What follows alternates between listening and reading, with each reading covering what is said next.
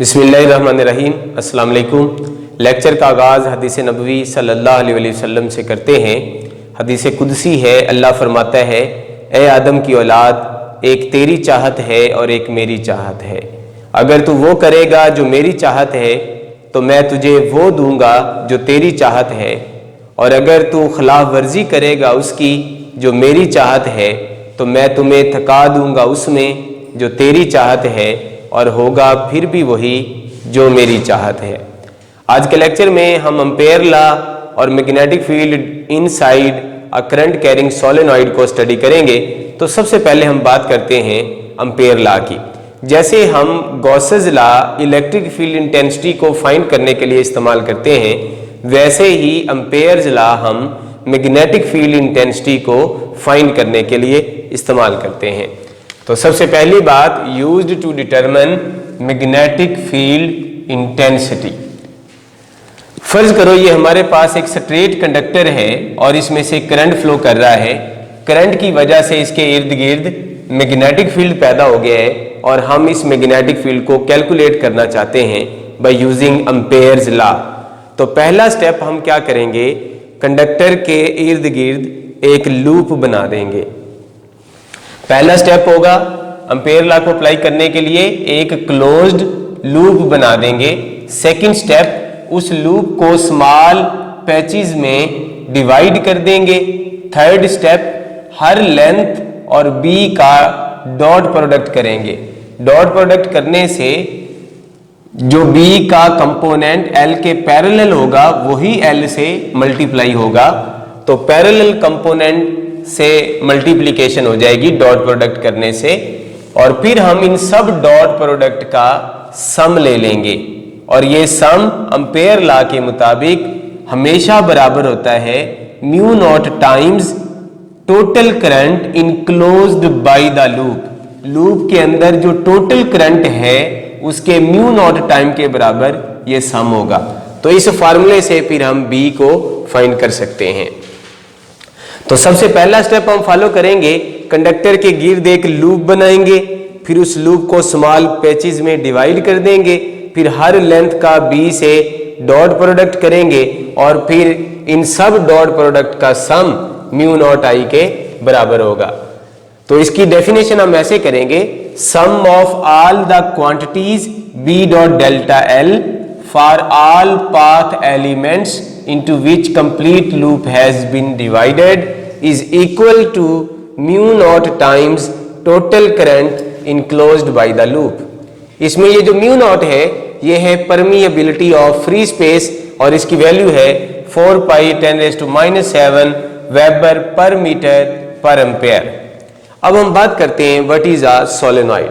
Solenoid हमारे पास एक लॉन्ग टाइटली वाउंड सिलेंडर के जैसी कॉइल होती है।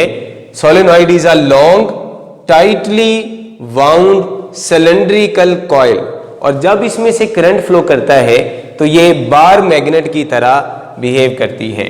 तो ये हमारे पास एक बार मैग्नेट है जिसका ये नॉर्थ पोल है और ये साउथ है, तो इसका मैग्नेटिक फील्ड कुछ इस तरह का होता है। और अगर हम सोलेनॉइड से भी करंट पास करें तो आप देखें सोलेनॉइड का फील्ड भी कुछ उसी तरह का ही पैदा हो रहा है। तो जब सोलेनॉइड से करंट पास करता है तो वो बिहेव करता है लाइक अ बार मैग्नेट।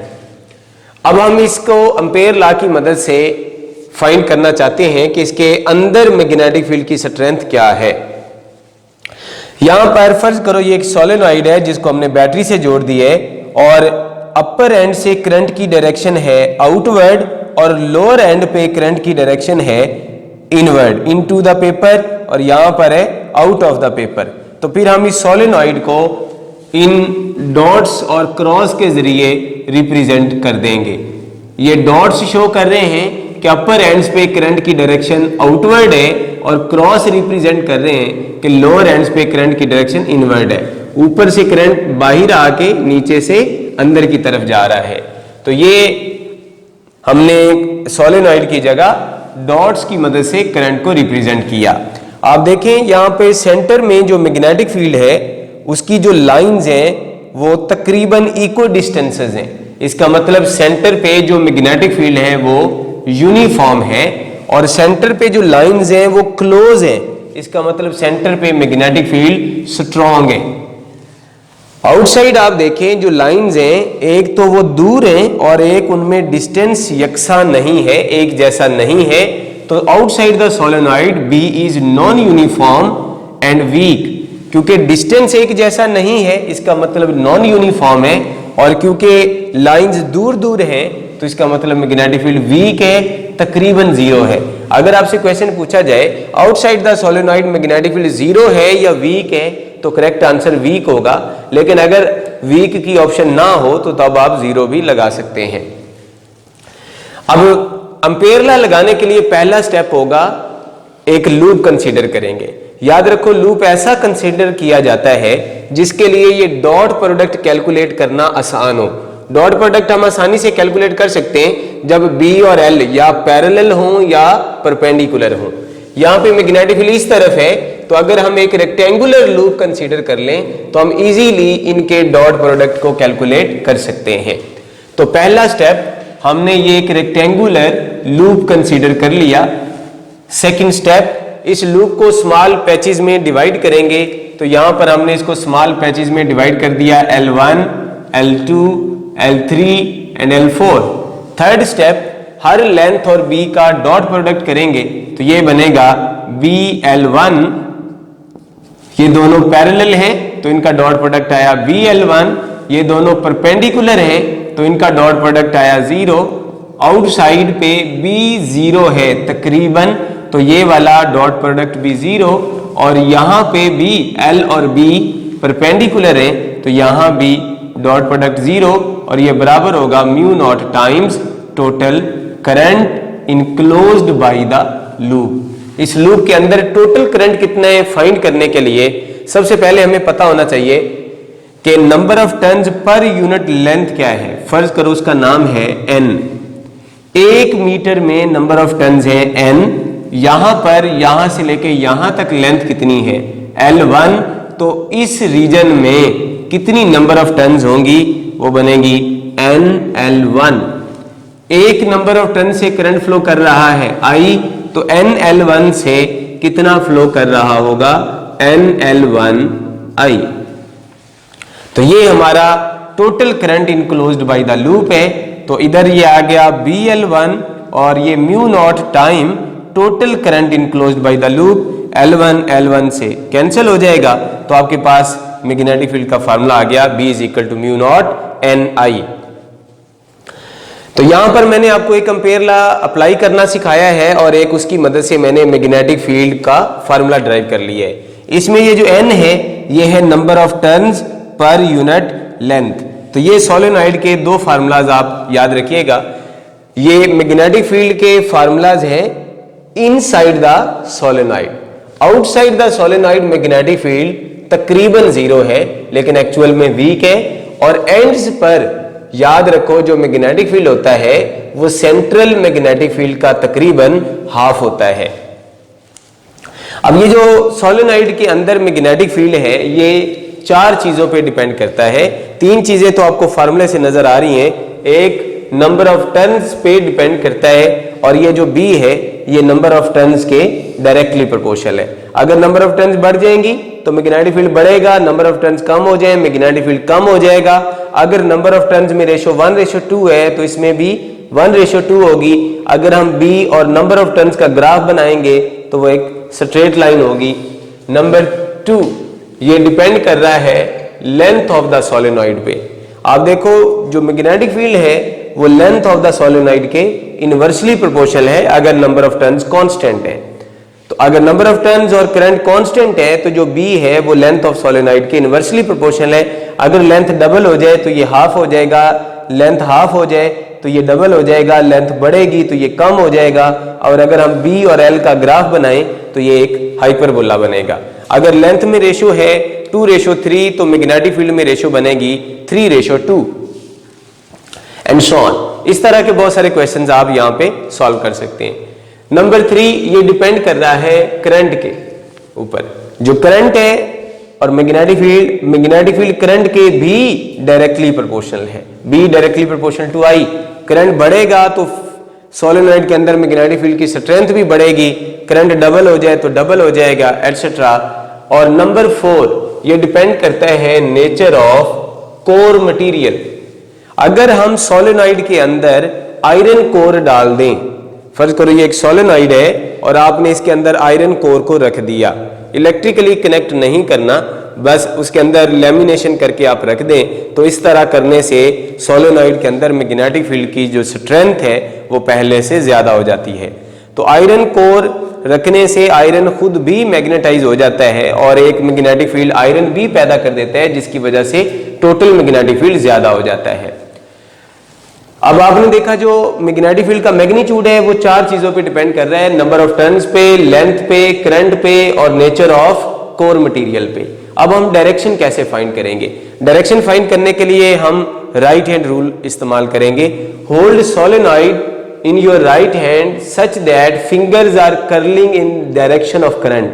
अगर फर्ज करो मैं इस सोलेनॉइड को ऐसे पकड़ता हूं तो अब आप देखो जो फिंगर्स हैं वो करंट के ऑपोजिट कर्ल हो रही हैं, और अगर मैं इसको ऐसे पकड़ता हूं अब फिंगर करंट की तरफ कर्ल हो रही हैं। तो अब जिस तरफ को ये थंब होगा उस तरफ को मैग्नेटिक फील्ड होगा। Thumb indicate the direction of magnetic field, तो ये मैग्नेटिक फील्ड इस तरफ को होगा। तो यहां पर नॉर्थ पोल अपीयर होगा और यहां पर साउथ पोल अपीयर होगा। और आप यहां पर नोट करें एक बात, मैग्नेटिक फील्ड की direction outside the solenoid north to south है और इनसाइड द सोलेनॉइड ये है साउथ टू नॉर्थ। तो हम अक्सर यही समझते हैं कि मैग्नेटिक फील्ड हमेशा नॉर्थ टू साउथ होता है। याद रखो, इनसाइड द मैग्नेट या inside the solenoid conductor magnetic field की जो डायरेक्शन है वो साउथ टू नॉर्थ होती है और आउटसाइड जो मैग्नेटिक फील्ड की डायरेक्शन होती है वो नॉर्थ टू साउथ होती है। इन मैग्नेटिक फील्ड लाइन का कोई ओरिजिन नहीं है, कोई एंडिंग नहीं है, ये क्लोज्ड लाइंस हैं, इनका कोई स्टार्टिंग पॉइंट नहीं है, कोई टर्मिनेटिंग पॉइंट नहीं है। अब फर्ज करो हम एक सोलेनॉइड को कट कर देते हैं, फर्ज करो हम 2 इक्वल पार्ट्स में कट कर देते हैं और सेम करंट पास करते हैं हर पार्ट में से।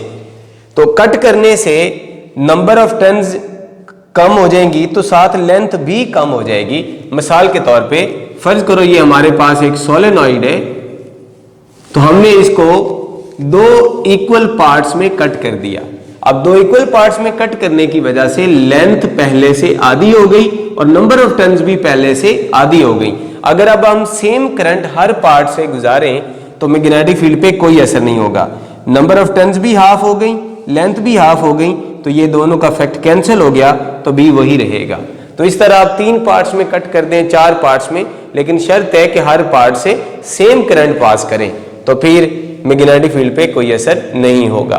और नंबर 2 पे है सोलेनॉइड इज कंप्रेस्ड। फर्ज करो ये सोलेनॉइड ऐसा था और आपने इसको कंप्रेस कर दिया और ये ऐसा बन गया, तो नंबर ऑफ टर्न्स पे कोई असर नहीं हुआ, सिर्फ लेंथ कम हो गई। जैसे ये मेरी 4 उंगलियां हैं, फर्ज करो ये ऐसे थी, तो 1 2 3 4, अगर हम इनको कंप्रेस कर दें तो यहां पर आप देखो लेंथ जो है वो कम हो गई, लेकिन नंबर ऑफ टर्न्स अब भी 4 ही होंगी। तो ऐसा करने से लेंथ कम हो गई है तो मैग्नेटिक फील्ड ज्यादा हो जाएगा और नंबर ऑफ टर्न्स सेम रहेंगी। और अगर हम किसी सोलेनॉइड को स्ट्रेच कर दें, जैसे यहां पर फर्ज करो ये 4 नंबर ऑफ टर्न्स है और आपने इनको स्ट्रेच कर दिया, तो स्ट्रेच करने से लेंथ ज्यादा हो गई लेकिन नंबर ऑफ टर्न्स पे कोई असर नहीं होगा।